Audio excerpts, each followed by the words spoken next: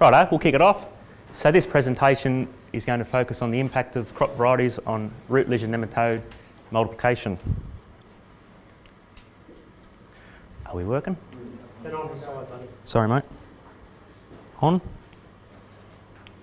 Okay. So firstly, just a little bit of background information, which you probably all should know. Root-lesion nematodes are microscopic, soil-borne, eel-like plant parasitic worms. They basically enter the plant through the root tissue. In doing so, they cause functional damage to the root system and consequently limits the amount of moisture and nutrients the plants can extract from the soil profile. There are two common species found in the Northern Greens region, being Pradolenchus thornii, or PT, and Pradolenchus neglectus, PN. Previous survey work has confirmed that certainly 60 to 70% of those randomly sampled paddocks in the Northern Greens region contain PT, and in addition 40 to 50% of those paddocks contain PT at 2 per gram of soil or even higher.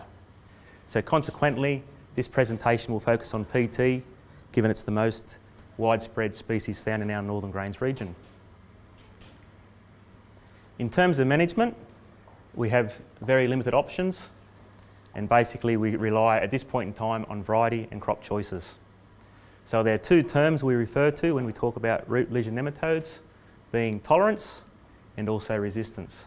So tolerance or tolerant varieties or crops basically limit the yield impact from root-lesion nematodes. So for example, a variety such as EGA Wiley would be termed tolerant because it maintains yield under high PT pressure, whereas a variety such as Strzelecki is termed intolerant because it loses significant yield under high PT pressure, whereas resistance refers to the crops which basically limit the build-up or the multiplication of PT. So for example, crops such as sorghum or canola are termed resistant because they really keep a lid on that population build-up, where other crops such as chickpeas and wheat really build that population up. So leading on from that, the remainder of this presentation will focus certainly on resistance. We're not going to really discuss tolerance at all for the rest of this presentation. So the first graph, we're looking at wheat differences in PT build-up. Now there's a lot of information in this graph, so we'll just take it slow and work our way through it. This is basically a meta-analysis which has been analysed by the QDPI biometricians, and it basically is a whole swag of data that sits in behind the back of this, consisting of 5 years worth of data over 14 locations and 24 individual trial sites. So we'll just break it down bit by bit. Firstly, along the bottom x-axis here, we obviously have all our wheat varieties, and on our y-axis, we are looking at the PT population remaining as a percentage of gauntlet in this particular case. So in addition, what the biometricians have actually done for us is they have compared all these varieties against our benchmark variety being EGA Gregory, being illustrated here in the black column. So any of those varieties which are in the green columns down here are significantly leaving fewer PT behind in the paddock compared to EGA Gregory, and any of these varieties here in the red leaving significantly higher numbers of PT behind compared to EGA Gregory. So we'll just zoom into the low risk type varieties. You'll see obviously dominated here by the durums, Hyperno, Caparoi, and also EGA Belleroi, and also the bread wheat variety of Gauntlet slots in there quite nicely as well. In the middle section, we see a whole swag of varieties: Suntop, Lancer, Spitfire, Viking, Sunguard, Sunmate, Dart, obviously Gregory, Sunvale and Crusader, and obviously a lot of those newer varieties slot in there as well. And the high risk varieties being Sunvex, Mitch, Elmore, and also Strzelecki. Another thing to point out with the wheat, as you probably gathered, is just the huge range in which we see in population build-up for the wheat varieties. So when you look at the best of the best down here, say for Hyperno, comparing that to probably one of the worst varieties in terms of building that population up as Strzelecki, you're basically looking at almost a 7.5 to 8-fold increase in PT populations. So a huge range we see in that current wheat varieties. So just moving on to the next one. this graph is basically comes from the same data set of information as the previous graph, but it's just a different way of illustrating that information. So previously, I guess it was a comparison of the averages of all those varieties, and as you know, that averages quite often, I guess, mask the variability, which we quite often see in potential varieties. Whereas this particular one, I guess, does illustrate some of the, I guess, potential consistencies of varieties, or generally the inconsistencies in varieties which we sometimes see. So to start with, we'll just refer to this heavy solid black line in the centre here, and that's basically the mean of all those varieties across all those trial sites, as we previously mentioned in that previous slide. So here are all the trials down here. There's a whole swag of them. They range from some of Steve's time of sowing trials, their crown rot trials, there's probably CAS trials in there, NVT trials, and also some of NGA's own trials. So there are all the trials down here.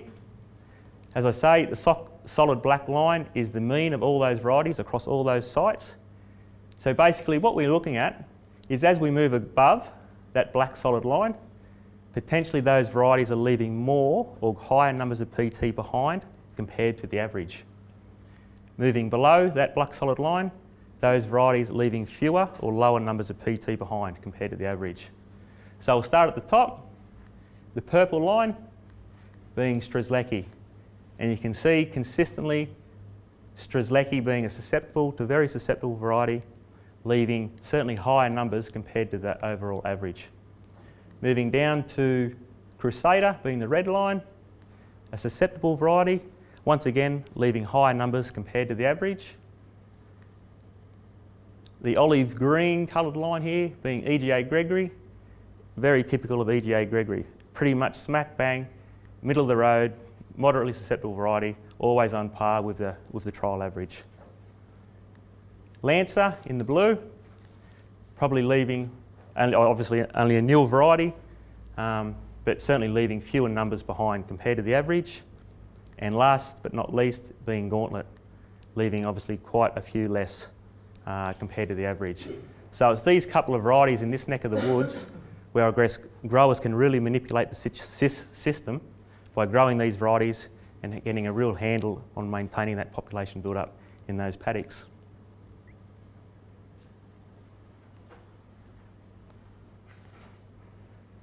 So just moving on to barley. In this particular case, we have all our barley varieties once again located on that bottom x-axis and comparing everything here to Commander on the y-axis. So you can see obviously we have Commander located at 100% and Compass doing quite well as well. Pretty much the rest of all the barley varieties would slot into this what we'd refer to as a medium risk type category. What we've also tried to do in these remaining slides is basically, I guess, compare it to those standard wheat varieties. So you've got a bit of a benchmark to go on and just how it fits into the whole system. So these, I guess, are only approximations, somewhat arbitrary, and I guess a fair bit of gut feel in these. But it gives you a bit of an indication just how we sit. So for example, as I said, those barleys, generally speaking, are medium risk, and how that compares to Gregory, pretty much line ball. Gauntlet, a little bit lower, but certainly no barley varieties as bad as what we would say is Strzelecki is. Another thing to take out of the barley is, I guess, there is a difference, but certainly nowhere near the differences that we'd see in wheat. So here we're talking potentially only a twofold difference compared to wheat. Moving on to Desi chickpeas. And thankfully we've compared everything here to our PBA hat-trick. Thankfully, we can see that those newer lines coming through, such as hat-trick, boundary, and next to be released sizer 0912, leaving significantly lower populations behind compared to those older varieties of Jimbor and Kyabra. I certainly take on board Kyabra, still a very popular and widely grown variety, giving its plant height and architecture. But I guess we just need to understand where it's being grown. If we're putting this into a paddock where there's no PT, not a problem. But where we're putting it into paddocks where we have a known issue of PT, you know what's going to happen. It's going to blow those populations out of the water. similar to what a Strzelecki type variety would be doing.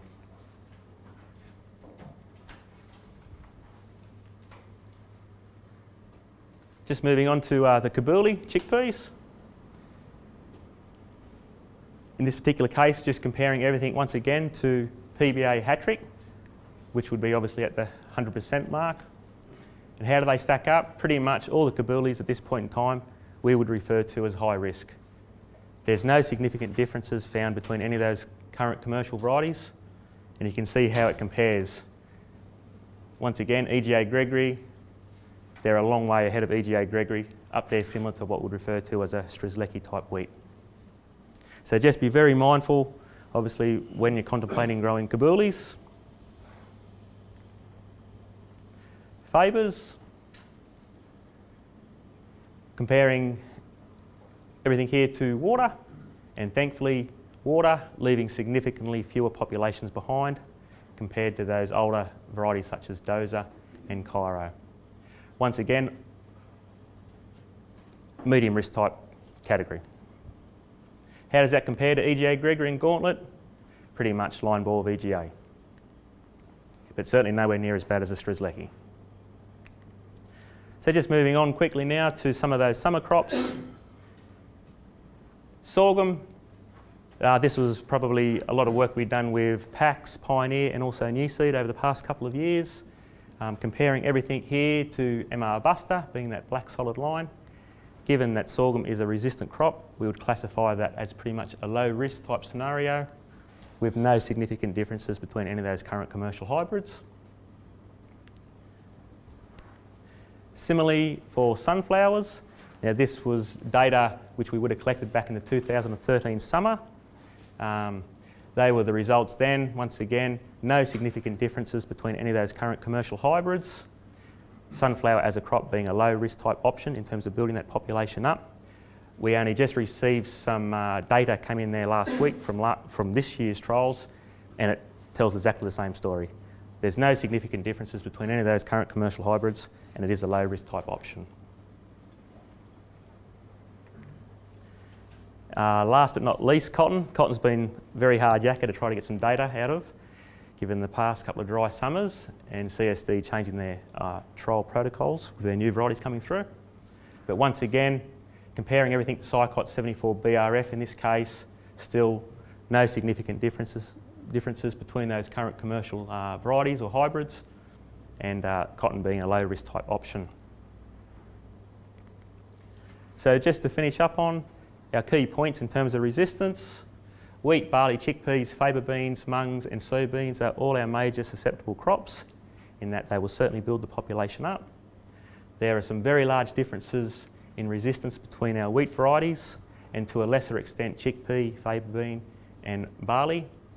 Planting high risk varieties virtually guarantees that you'll get a large PT build-up, and we've seen that time and time again in our trial work where regardless of the season it can be basically stone motherless dry. As long as there's enough moisture there for the crop to grow and survive, populations will build up.